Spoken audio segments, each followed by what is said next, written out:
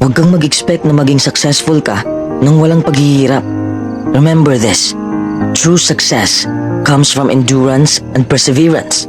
Kung madali lang maging successful sa buhay, edi sana'y successful na tayong lahat, di ba? Huwag mong iasa sa swerte ang buhay mo.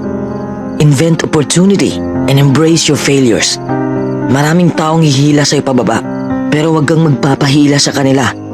Huwag kang makinig sa mga taong toxic. Oo, mapapagod ka sa iyong paglalakbay. Dadaanan mo ang mahihirap na sitwasyon. Darating ka sa punto na mawawalan ka na ng ganang gawin ang passion mo at mabibigo ka.